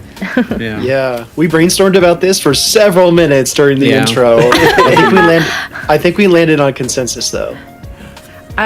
I would like to fight the consensus. I still think Eevee with the wild card that it can evolve into a lot of things wins. Okay. But if you'd like to present the consensus, I will reluctantly agree with the consensus. We all expected to hear her say Bidoof, yes? Yes, we all 100%. expected that to be what she was about to say. They're literally glaring holes in my head right now. Just saying, I think that our game might be the only one where Bidoof is a world champion. So just throwing that out there. I will concede that. Still going to be relevant in EUIC. The consensus we actually came to, though, and I will say it because I feel like Unite, it's the one where it's a little subpar, but one of my good friends, my co-caster Deucenax, will be very happy I said it. I think Sableye might be one of the best all-around picks in most games. It's niche in Unite, but it's not, bad, so I think it counts. Okay, I really like that answer, especially, coming from TCG, it has a very storied history, but I'm not as familiar with Sableye in Pokemon GO. Can you maybe extrapolate on that a bit for us, Will? I'd love to, Adam. So Shadow Sableye actually just won the Vancouver Regional Championship last weekend. So this is new, this is fresh, and the EU region has been known to play a ton of Shadow Sableye. So this actually lines up perfectly for us. You can also purify it if you choose to do so and give it Return. Return is a super hard-hitting charge attack, and it's one of the classic safe switches in the Pokemon GO meta ever since PvP was first introduced. We don't see a lot of Sableye right now in VG, but we have before, Gabby, haven't we? We have, and I would argue that on the content creation side of things, I think Aaron Cybertron Zhang has a little bit of experience with Sableye in Regulation F. Gets access to that prankster ability, which means it moves first, has some unique picks, like you can run light screen, reflect, quash, weather moves. It's a neat all-rounder. It just is very weak to fairy typing, which I don't know why that would be popular in the metagame right now. Did Mega Sableye ever see play back in the day? You know, kind of. Yeah. Well, we had a Mega Sableye and Tyranitar GX that was pretty good, a tag team Pokemon card. Yeah, Sableye's had a pretty good history throughout the Pokemon TCG, and then of course currently the Lost Zone Sableye, that Lost Mine attack, being able to spread damage counters across your opponent's board, super powerful at the end of the game. All right, what does it do in Unite, Zoinks? Like, it's a very non-traditional supporter. It has no healing moves, but its Feint attack is maybe the most popular option it has. It drops fake Eos energy around the map, but more than just being a small trap that does damage, it also actually provides vision for all the players who are around it. They get to see on the minimap where the enemy targets are. So definitely not a typical Pokemon, but an incredibly annoying and powerful support. Okay, I'm expecting Unite Holic to run it then, is basically what you've told me there. But they actually might. They run score comp sometimes. It's good in score comp. There you go. You have that too. Oh my goodness. Well, thank you all so much. You have been such a pleasure to have on the broadcast, and we appreciate all of you for your time, your expertise, and your knowledge ahead of the European International Championship. So thank you all so much. We'll see you later. Thank you. Bye. It's been so amazing to hear from all of our expert guests, and also, of course, having Twitch chat weigh in on those polls today. And thank you so much to our friends on social media for submitting those questions. We wish we could have gotten to more of them, but we only have so much time ahead of such a big show in order to cover what we can. But that's going to do it for us here. How exciting is that? I mean, I'm so glad, so honored to really set the stage and get our audience acclimated and prepared for this massive tournament. And talking to all of our experts, you can see that every game has its own special connection to this tournament.